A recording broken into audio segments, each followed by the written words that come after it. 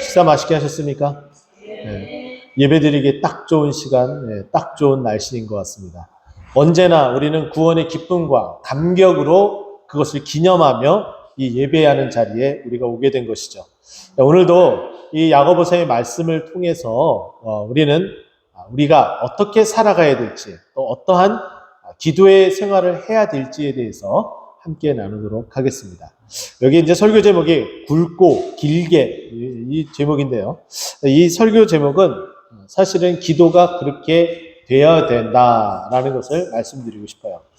시간을 거슬러 올라가서 제가 믿음 생활 시작한 지 얼마 되지 않아서 신학대학교에 입학을 하고 공부를 하던 터에 갑자기 그런 제안이 왔습니다.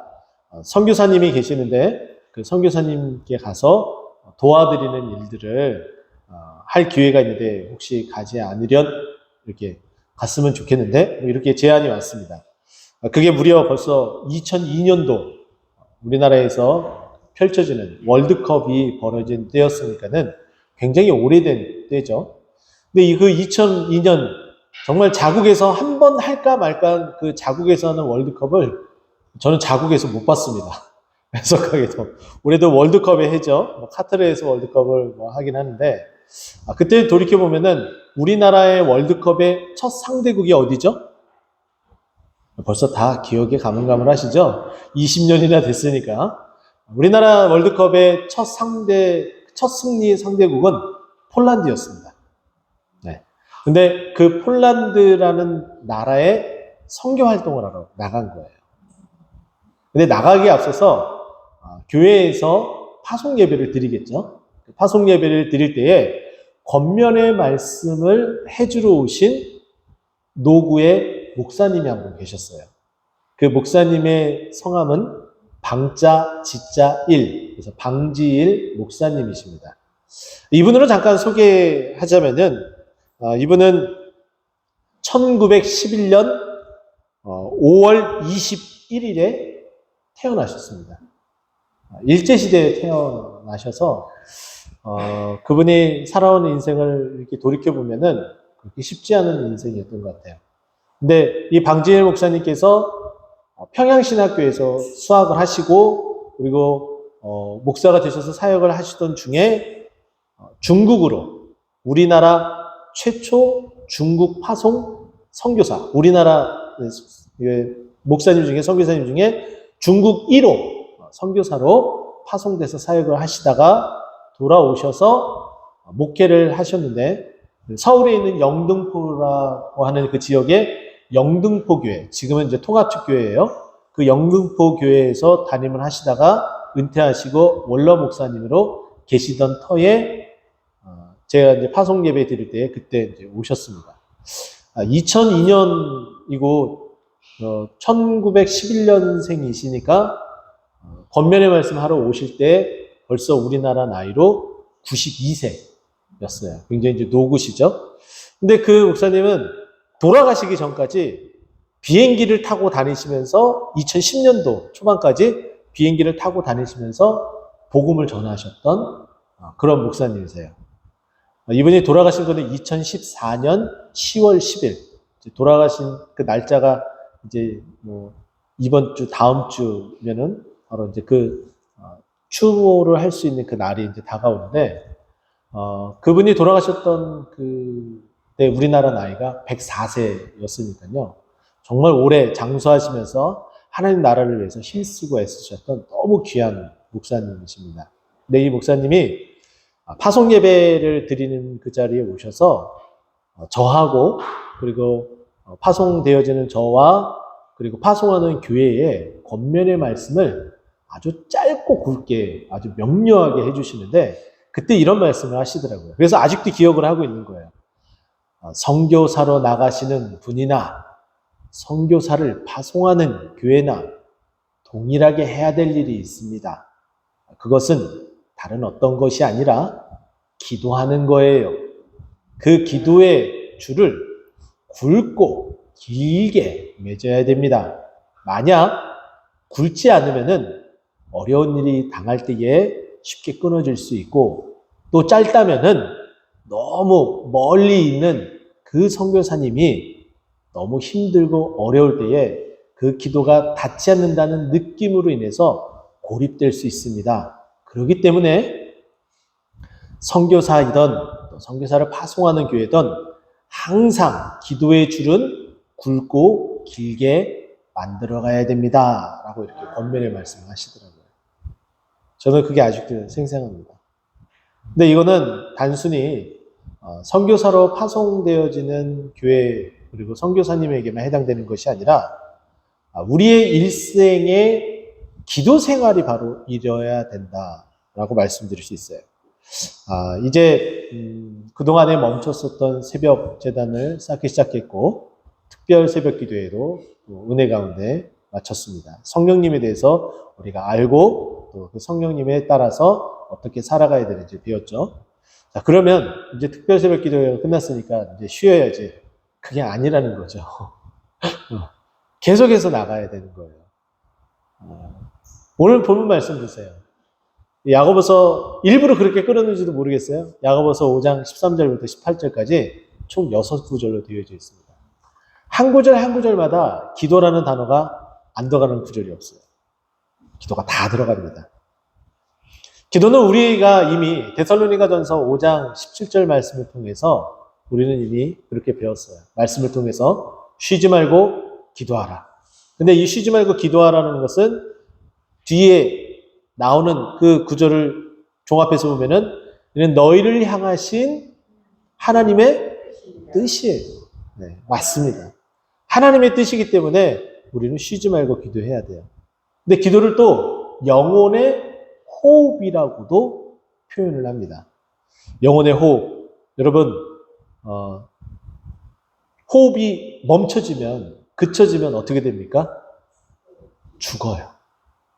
우리의 영혼도 기도가 끊쳐지면은 죽게 됩니다.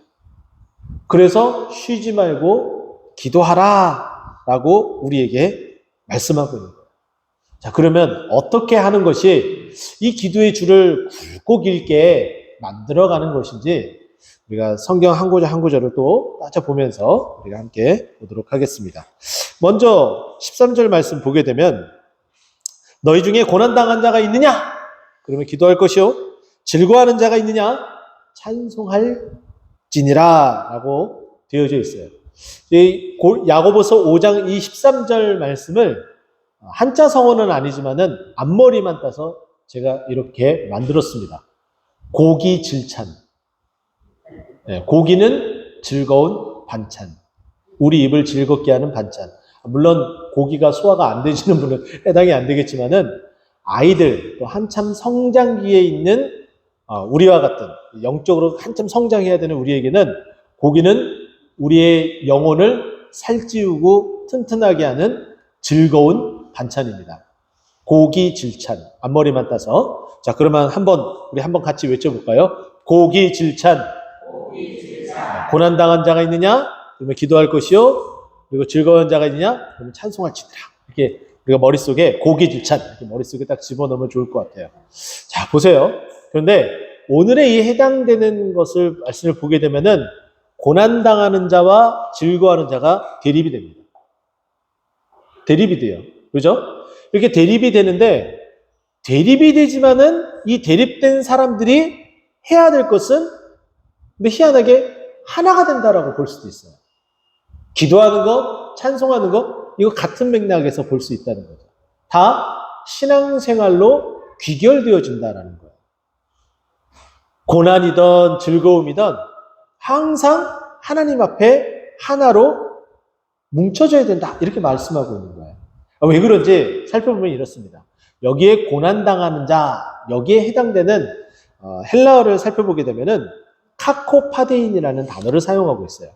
이 단어의 뜻은 뭐냐면은 단순히 육신적인 질병에 의해서 힘들고 어려움 이것을 말하는 것이 아니라 어떠한 상황 가운데 있는 것을 말하느냐?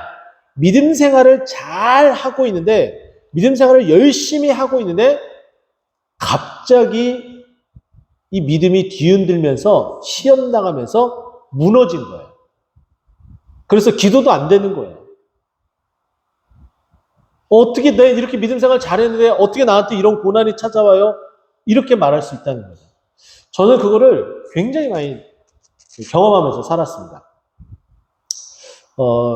이제 수능 시험이 얼마 남지 않았기 때문에 수험생 자녀를 두신 분들은 매우 걱정이 이만저만이 아닐 듯해요. 저는 수능을 무려 몇 번이나 봤을까요? 4번 봤습니다. 많이도 봤죠? 네. 제가 이제 75년생으로서 수능 1세대, 그래서 8월 20날, 제가 기억하기로는 93년 8월 20날 1차 수능을 받고 2차 수능을 11월 달에 이렇게 2번을 이렇게 보게 되고, 재수하면서 한번 보고, 그리고 군 전역하면서 이제 신학대학 가기 위해서 준비를 한 3개월 정도 준비했나? 그래서 마지막 수능을 이렇게 3번을, 이제 4번 이렇게 보게 되었습니다. 많이 봤죠? 근데 쓰러지지 않았어요. 네, 꿋꿋해요. 그리고 더 자신있게 이 자리에서 이야기를 해요. 제가 만약에 승승장구하고, 뭐, 소위 명문대학 이렇게 나왔다라고 여러분들에게 막 얘기하면은, 여러분들 마음 속에는 그런 마음이 들겠죠. 오, 목사님은 넘사벽이야. 아유, 목사님이니까 그러죠. 아니에요. 그런 목사님도 계시면은 많이 도전이 되겠죠. 아, 저런 분이 겸손하게 주님을 붙드는구나. 이렇게 모범이 되기도 해요. 그러나 항상 부족하고 어려운 일이 많고 실패의 아이콘이고 이런 사람이 앞에 서서 그래도 꿋꿋하게 믿음 생활하고 지금까지 지내온 거 주의 크신 은혜다라고 고백하면은 그것만큼 힘이 되는 게 없어요. 제가 아이들에게 중고등부를 많이 이제 섬기면서 아이들에게 그런 얘기를 했어요. 이런 얘기를 해주면은 진짜예요? 안 믿겨요? 이렇게 얘기를 해요. 왜냐면 지들보다 똑똑하게 보이니까. 그죠? 네. 저는 연륜이 있기 때문에 그러기도 하고, 시간이 지나면서 하나님께서 저에게, 교회를 더 열심히 섬기라고. 교회에는 똑똑한 사람부터 그렇지 못하신 분도 있잖아요.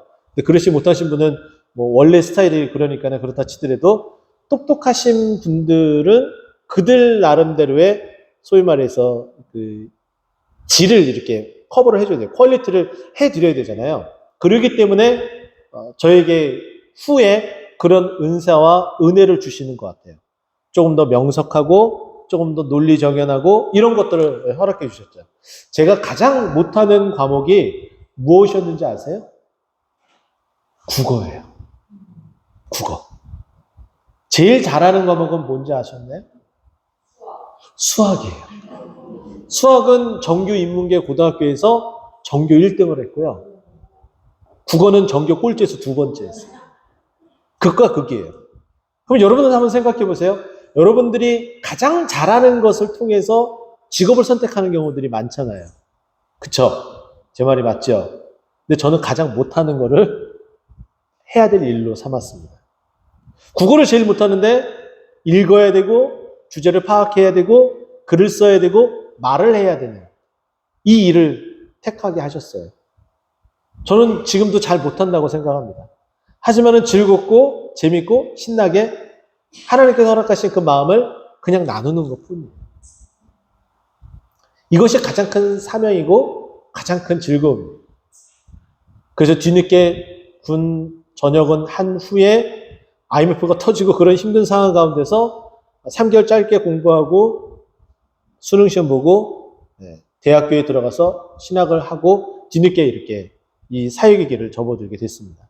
그래서 2002년도에 그렇게 해서 파송을 하게 되고 폴란드에서 긴 시간은 아니었지만은 다시 돌아와서 계속해서 공부하고 신학대학원에 들어가고 목사 안수를 받고 지금의 자리까지 오게 된 거예요.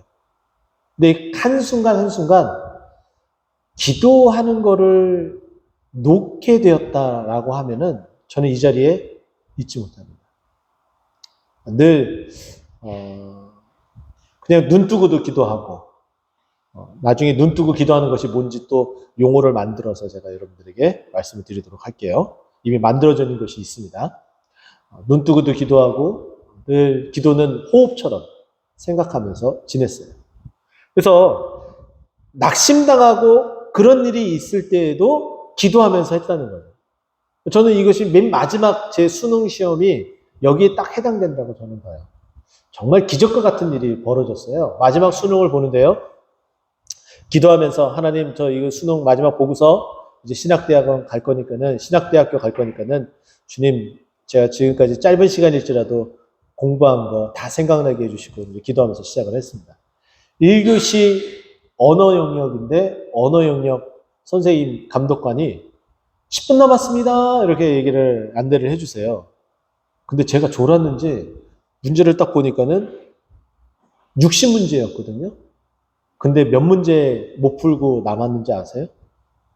28문제나 남았어요. 순간, 뭐지? 내가 지금 뭐 했지? 그리고 나서 다 찍을 수 없으니까 긴 지문을 읽고 문제 2개를 딱 푸니까는 자, 이제 손 머리 위로 올리시고 답안지 걷겠습니다. 그러면 남은 문제는 몇 문제예요? 26문제죠. 그죠? 그거를 이렇게 딱 이렇게 찍었어요. 몇 문제 맞았을 것 같아요? 문제를 다 하고 나서, 체크하고 나서 집에 와서 맞춰보니까 몇 문제 맞았을 것 같아요? 세상에 이런 일이 있을 수 있을까? 한 문제 맞았어요. 보통 이 정도면 26문제 찍고 그러면은, 에이, 이번 수능 포기 하고서 뛰쳐나오는 게 정상이에요. 근데 그 자리에서 다시 기도했습니다. 내가 불합격하고 대학에 입학을 못할지라도 마지막까지 주님과 함께 하기로 했으니까 기도하면서 마지막 문제 4교시까지 다 풀겠습니다. 라고 남아서 수학 풀고 그리고 사탐, 과탐 풀고 그 다음에 외국어, 영어 풀고 그리고서 나왔어요. 근데 정말 아니나 다를까 언어 영역 제가 그때 마지막 수능을 봤을 때 언어 영역 만점이 120점 만점이고요. 수학이 80점 만점이었어요. 근데 수학도 한참 동안 손 놓고서 문제를 풀었으니까 그렇게 잘 보진 않았어요. 그런데 배점 차이가 40점 차이 나잖아요. 같은 점수대가 나왔습니다. 언어 영역은 68점. 겨우 절반 점수 넘었고 수학 점수는 62점. 배점은 40점 차이인데 점수 차이는 불과 6점 차이. 뭐 이런 희한한 일도 참 다 겪으면서 지금까지 왔어요. 돌이켜보면은 그 언어 영역을 조금 더 평상시에 제가 마지막 테스트 했었던 점수만큼 나왔다면은 어땠을까 곰곰이 생각해보면은 저는 제가 제 자신을 아는데 100% 교만 덩어리로 살아갔을 거예요. 근데 수준이 낮은 학교에 들어가게 되고 거기서 열심히 공부하게 되고 또 하나님께서 또 열심히 공부한 만큼 좋은 학점을 주셔서 또 그에 대한 혜택도 받게 되고 그러면서 지금까지 이렇게 오게끔 하나님께서 만들어 주셨다는 거예요. 포기하지 않고 기도하는 거예요. 이 고난이라는 것은 믿음을 좌절시킬 만큼 나에게 찾아오는 그런 힘듦과 어려움을 말해요. 근데 그때마다 어떻게 하라고요? 너 예수께 조용히 나와 하나님께 아뢰요. 기도하는 거예요. 또 이야기합니다. 그것 때문에 하나님께서 응답해 주세요. 사실은 고난당한 자나 즐거운 자나 거기서 거기 같은 사람을 말하고 있는지 모르겠어요. 고난당했는데 기도했습니다. 그랬더니 하나님께서 응답해 주시고 그 고난의 역경에서 그 믿음된 그 좌절에서 일으켜 주셨습니다. 그래서 즐거워할 수 있습니다. 그래서 즐거워하는 그 사람이 어떻게 한다고요? 찬송하는 거예요. 그래서 고기질찬이 만들어지는 거예요. 이해가 되셨죠? 자, 그렇게 이야기를 하고 이제 그 기도에 대한 디테일한 것 중에 이 야고보 사도가 동역했었던 이 야고보 공동체에 가장 흔하게 가장 많이 있었던 문제들을 놓고서 이 이야기를 하기 시작을 합니다. 14절 너희 중에 병든 자가 있느냐 교회 장로들을 청할 것이요. 이 교회는 다른 교회와 남다르게 병든 환우들이 많이 있었던 교회인 듯합니다. 그래서 병든 자가 있다면은 기도를 청하십시오. 이 말은 뭐냐면은 기도를 청하지 않는 분들이 있었다는 거예요. 근데 마찬가지예요. 지금도 교회 보면은 어떤 분들은 자기가 병들었어요. 우리 교회 목사님들, 전도사님들에게 기도를 부탁하고 청하시는 분들이 계세요. 아주 작은 것부터 시작해서 다 일일이 얘기하시는 분이 계세요. 어떤 분은요, 죄송하지만 죽어라 해도 입도 뻥끗 안 해요. 기도 부탁도 안 하고. 저분 기도 부탁할 만한데 정말 죄송합니다. 징그럽게 안 하세요. 정말 그런 분들이 있어요. 그래서 제가 말씀을 드립니다. 여기 보면은 그들은 주의 이름으로 기름을 바르며 그를 위하여 기도할지니라. 장로들이 그렇게 기도한대요. 여기서 말하는 장로, 우리가 교회 안에서 장로는 목사 그리고 장로 둘 다 장로라고 표현을 합니다. 네. 교회 정치를 관할하는 장로를 우리가 말하는 그냥 장로라고 얘기하고, 또 장로 중에서 저처럼 말씀을 준비해서 말씀을 나누는 장로를 목사라고 지칭을 하는 거예요. 이해가 되셨죠? 자, 근데 그 장로가 당연히 기도를 해야 되는데, 여기 기름을 바른다. 근데 이때 당시에 고대에 그 기름을 바른다는 것은 그 기름, 그 식물성 기름이 몸 안에 스며들어서 약효를 내서 병이 치유되는 일들이 굉장히 많았다고 합니다. 지금도 그러잖아요. 몸이 어깨가 쑤시고 뻐근하고 하면은 뭐를 바라요? 기름을 이렇게 바르는 경우도 기름 마사지를 하죠. 그런 경우들에 해당된다고 볼 수가 있겠죠. 자, 그런데 저는 이 부분을 매우 특별하게 경험한 일이 있었습니다. 우리 이동 사장님도 아시겠지만은 꽃동산교회에 많은 분들이 계시는데 그 중에 췌장암으로 발병되신 분들이 계셨어요. 많은 분들이 거의 다 돌아가셨습니다. 여러분이 아시는 것처럼 췌장암에 걸리면은 길으면 6개월이다 사망 선고를 받는 경우들이 대부분 많아요. 어떤 안수 집사님은 1년 한 5개월 정도 투병하시다가 돌아가셨고, 또 어떤 분의 부모님은 3개월도 채 안 돼서 돌아가신 분도 계셨습니다. 근데 제가 소개해드리고자 하는 그 집사님은 제가 나중에 새벽 강단에 그분을 지칭해서 말할 때에 뭐라고 얘기했냐면 기적의 사나이다라고 얘기를 했어요. 아직도 살아계세요. 놀랍지 않으세요? 근데 그분이 어떻게 했는지 보면은 정말 놀라울 따름이에요. 처음엔 놀랬죠. 발병이 돼서. 그런데 기도하기 시작을 했어요. 제가 처음 그분을 만났던 거는 병원에서 만났습니다. 제가 담당하는 교구는 아니었어요. 18년도 11월에 처음에 만났습니다. 그러니까 거의 이제 4년이 돼가는 거예요. 대단한 거죠. 4년 동안 췌장암으로 살아계신다는 거. 정말 1%도 안 되는 그 확률에 들어가시는 분이에요. 근데 18년도에 병원 신방을, 원자력 병원에 병원 신방을 가서 나오는데 그 집사님의 부인 되시는 권사님이 이렇게 문 밖에서 제가 나오는 그 방을 이렇게 주목하고 계시는 거예요. 그러면서 저를 보더니 깜짝 놀라서 인사를 하시는 거예요. 그래서 안녕하세요 인사를 하니까는 권사님이 인사를 받으시면서 어떻게 여기 계세요? 저희 남편이 병원에 입원했어요. 이렇게 얘기를 하시더라고요. 근데 제가 담당하는 교구는 아니었지만은 그 병실에 들어가서 그 집사님께서 기도를 했습니다. 그리고 나서 그 다음 해에 같은 교구가 됐어요. 이제는 담당 교구이기 때문에 더 많이 기도해 드릴 수 있는 환경이 된 거죠.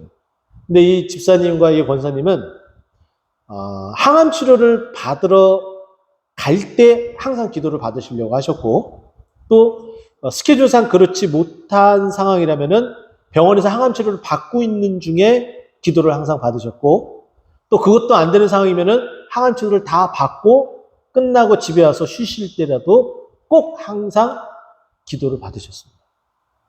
거의 매주 거의 만나서 예배드리고 기도하고 계속 그거를 하신 거예요. 끊임없이. 근데 이 췌장암에 걸리신 이 집사님이 주일 예배 겨우 나올까 말까 하셨던 분이신데, 이분이 하나님을 붙들기 시작하니까는 모든 예배 빠지지 않고 나오시는 거예요. 체력이 닿는 한 새벽에도 항상 나와 계시는 거예요. 그래서 제가 그랬죠. 기적의 사나이다. 나중에 시간이 지나고 나서 제가 뭐라고 말씀드렸냐면은, 이제 집사님 돌아가시면은 그 췌장암 때문에 돌아가시는 것이 아니라 때가 돼서 가시는 거니까는 원 없이 하나님 앞에 찬송 부르시면서 천국에 가시면 됩니다. 제가 이렇게 말씀을 드릴 정도였어요. 근데 지금도 그 감동, 그 감격, 그 감사함으로 인해서 지금도 가끔가다 이렇게 연락을 하세요. 왜 이런 일이 가능할까요? 그건 기도예요. 기도하면 다 낫는다. 그렇게 말하는 건 아니에요, 지금. 기도를 통한 역사는 우리에게 말로 형용할 수 없는 일이 벌어지고 있다는 거죠. 그러면서 이 병든 기도에 대해서 이제 15절 보게 되면은 믿음의 기도는 이렇게 언급이 됩니다. 기도를 하는데 그냥 하지 말고 믿음으로 기도를 해라. 믿음의 기도는 병든 자를 구원하리니 주께서 그를 일으키시리라. 혹시 죄를 범하였을지라도 사하심을 받으리라. 믿음으로 기도를 해야 돼요. 우리는 다 믿음으로 기도하죠. 하나님께서 이루어주실 줄 믿고 당연히 그렇게 기도하죠. 그래서 우리가 많이 즐겁게일까요? 아무튼 많이 부르는 찬양이 있습니다. 어떤 찬양인가요? 왜 나만 겪는 고난이냐고 슬퍼하지 말아요. 이 찬양 아시죠? 그 가사 보게 되면은 고난의 뒤편에 주시는 주님의 주실 축복 미리 보면서 감사하세요. 이렇게 부르잖아요. 하나님께서 우리에게 주신대요. 그 고난 뒤에 그 단 기쁨을 우리에게 주시겠다라고 말씀하고 있어요. 그래서 우리가 믿음으로 그렇게 기도하는 거예요. 자, 그런데 이때 당시에 이 구약시대 유대인들의 어떤 풍습을 보게 되면 말씀대로 따라 살아가니까 이들의 생활 습관 가운데 하나는 뭐냐면은 병이 죄악으로 인해서 말미암는 일이 있다라는 것을 어느 정도 굉장히 많이 믿고 있었어요.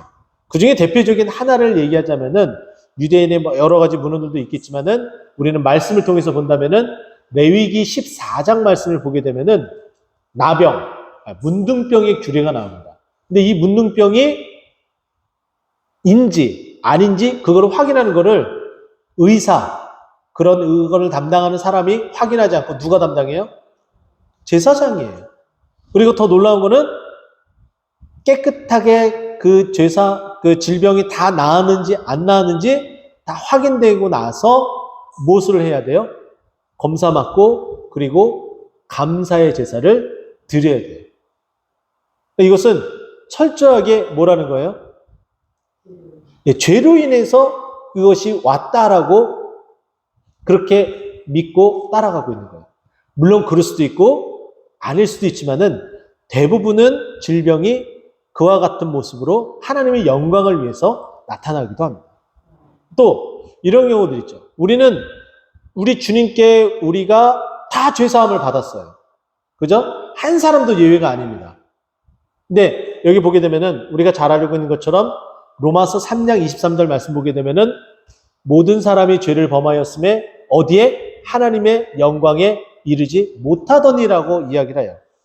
모든 사람은 하나님 앞에 다가갈 수 없어요. 근데 이 죄사함을 받게 되면은 어떻게 돼요? 하나님 앞에 나아가는 거예요. 근데 문둥병자는 하나님 앞에 나아갈 수 있어요? 없어요?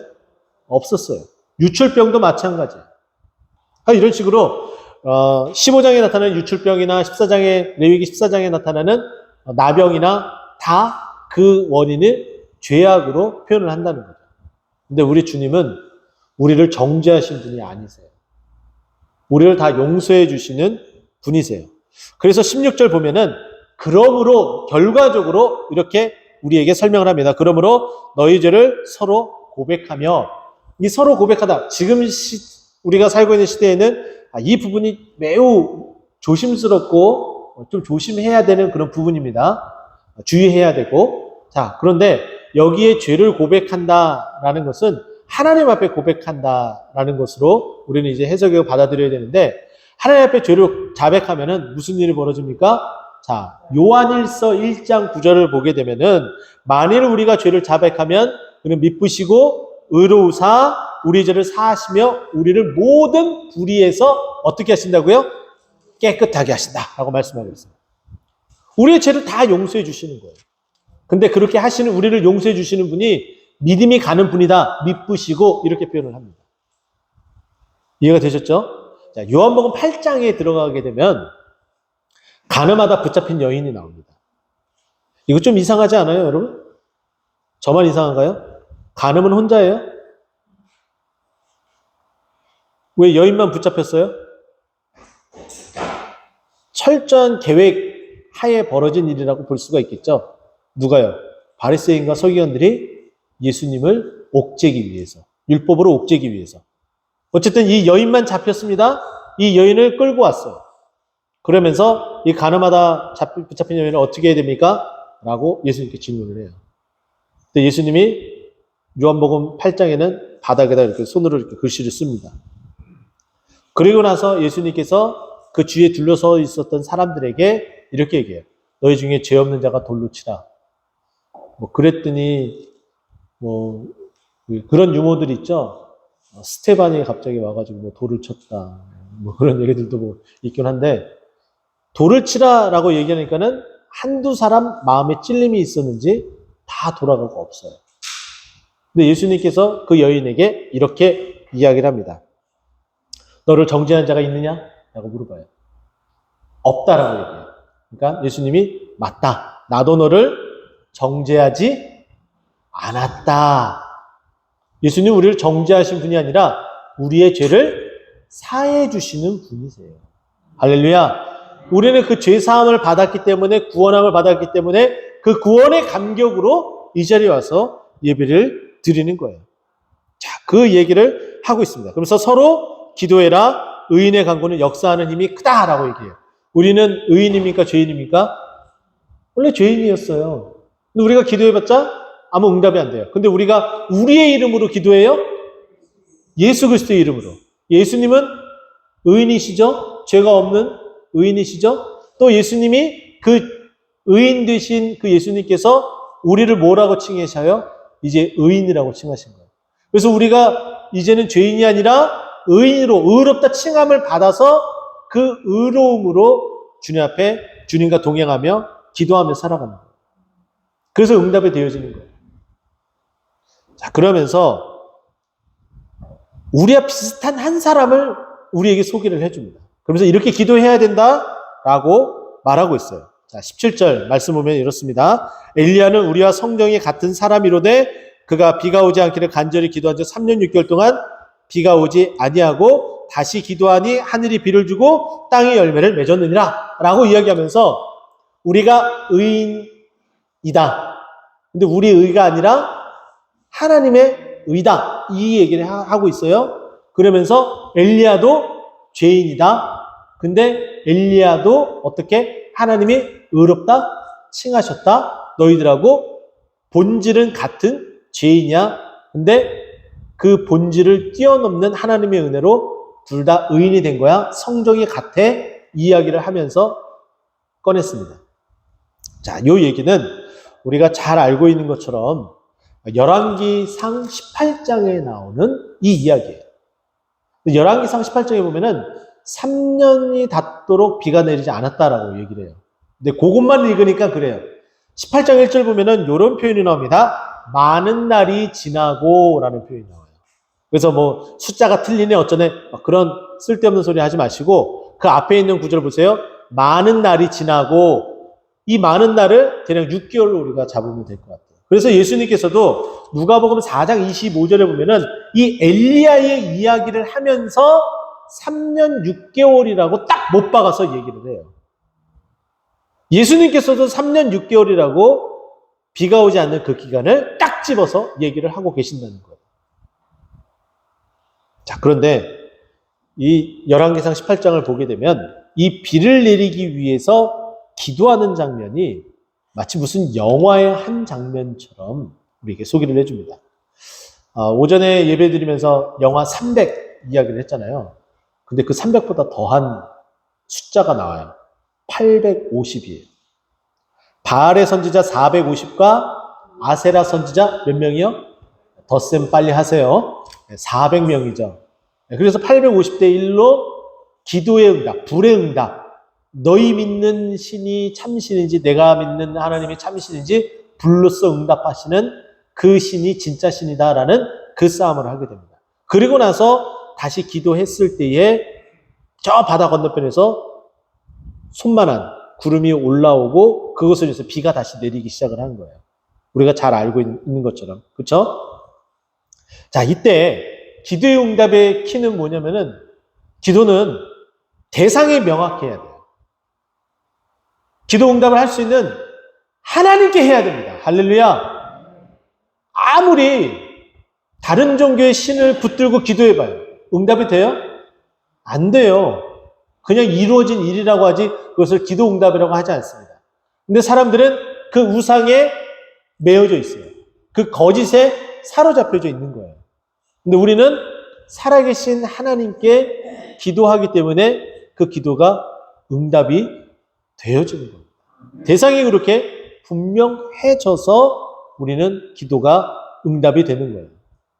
자, 이때 보세요.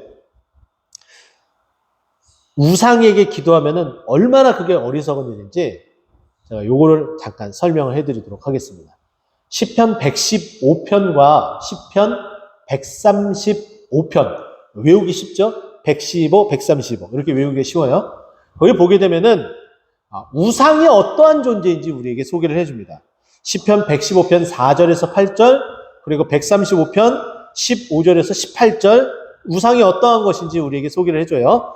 그러면 저는 135편 거의 비슷한 내용입니다. 시편 135편에 있는 내용을 가지고 제가 설명을 해드릴게요. 시편 135편 15절 열국의 우상은 은금이요 사람의 손으로 만든 것이라. 이전 성경에는 사람의 수공물이라 이렇게 표현했어요. 16절 입이 있어도 말하지 못하며 눈이 있어도 보지 못하며 귀가 있어도 듣지 못하며 그들의 입은 아무 호흡도 없나니 그것을 만든 자와 그것을 의지하는 자는 다 그것과 같으리라 라고 얘기해요. 자, 정리해서 이제 이야기합니다. 우상은 만들어졌어요. 사람의 손으로 은과 금으로 만들어졌어요. 그러면 눈을 만들었을까요? 안 만들었을까요? 만들었어요. 근데 그렇게 눈이 있는데 볼 수 있어요? 없어요? 없어요. 입이 있어요. 입을 만들었기 때문에. 근데 그 입은 어떠한 기관이에요? 말하는 기관이에요. 근데 말을 해요? 못해요? 못해요.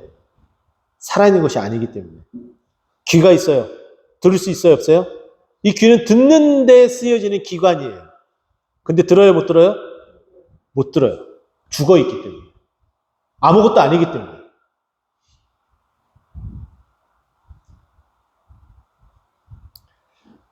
이제 이해가 되시죠? 우상숭배는 눈이 있고 입이 있고 귀가 있고 그런 것이 있을지라도 말하지도 못하고 보지도 못하고 듣지도 못하는 우상과 똑같은 존재가 되고 마는 거예요. 근데 하나님은 어떻습니까? 하나님이 형상이 있어요? 없어요? 하나님 형상이 없어요. 근데 우리가 하나님의 형상을 따라 지음을 받았어요. 근데 우리는 눈이 있어요? 없어요? 있어요. 그럼 하나님은 눈이 있는 거예요? 없는 거예요? 있어요. 이런 눈은 아니지만은 보는 기관인 눈이 있는 거예요. 말할 수 있는 말씀하시는 기관인 입이 있는 것이고요. 또 우리가 기도할 때에 우리의 신음소리를 들으시는 기관인 귀가 있으신 거예요. 그 기관을 우리에게 주시면서 우리에게 눈에 도드라지도록 나타낼 수 있도록 만들어주신 게 우리의 이 얼굴의 형상, 이 기관들인 거예요. 하나님은 그런 분이시라는 거예요. 근데 그렇게 만들어 주셔서 우리에게 하나님의 말씀을 눈으로 보게 하시고 입으로 하나님께 부르짖게 하시고 또 하나님 말씀하시는 것을 귀를 쫑긋 열고서 듣게 하시는 거예요. 할렐루야. 하나님께서 우리에게 이렇게 하시는데 지금 엘리야는 어떻게 해요? 우리가 성정이 같은 사람이에요. 죄인이지만 하나님이 의롭다 칭하시는 의인이 되어서 그가 하나님 앞에 말할 수 있는 입 기관을 주셔서 부르짖어서 기도하게 되었더니 하나님께서 듣는 귀가 있는 그 기관을 통해서 들으시고 어떻게 하셨어요? 18절에 하늘을 여시고 하늘이 비를 주었다. 기도 응답된 거예요? 안 된 거예요? 됐죠. 근데 거기에 플러스 알파가 있어요. 그 이후에 척척척척 진행되어지는 비를 주는 게 비를 달라고 했으니까 비만 주면 되잖아요. 근데 그 비 이후에 척척척척 진행되는 그것이 뭐예요? 땅이 뭘 맺었어요? 열매를 맺었어요. 할렐루야. 분명 저는 그렇게 봅니다. 우리가 하나님 앞에 기도하면은 그 기도한 내용이 응답되어집니다. 당장에 드러나는 효과가 아닐지라도 저처럼 수능을 4번 보더라도 반드시 이 길을 걷게끔 하나님께서 만들어주세요. 그리고 쓰세요. 그리고 나서 열매 맺게 해주십니다. 저는 이제 우리 동토는 꽃동산교회가 그렇게 되었으면 좋겠습니다. 하나씩 우리의 기도가 응답되어지고 응답되어진 후에 되어지는 결과물들은 땅이 열매를 맺어서 우리가 그것을 누리고 또 다시금 하나님 앞에 드리고 풍성해지고 그 풍성해짐으로 또다시 일하고 필요한 것이 있으면 다시 기도하고 하늘이 응답하시고 또 땅의 열매를 다시 맺게 하시고 우리가 풍족히 누리고 안 커지네요 소리가. 누리고 그리고 다시 그 누리며 그것을 주의 일에 쓰고 다시 차고 넘쳐지고 다시 또 필요하면 기도하고 또 하늘이 열리고 응답되어지고 땅이 열매를 맺고 우리가 누리고 그리고 또 다시 그 열매로 주님께 영광 돌려서 우리가 주님 앞에 칭찬받는 많은 사람들이 부러워하는 동토는 꽃동산교회 되기를 그렇게 기도의 줄을 굵고 길게 맺혀지는 우리 모두가 되기를 예수 그리스도의 이름으로 축원드립니다. 기도하겠습니다.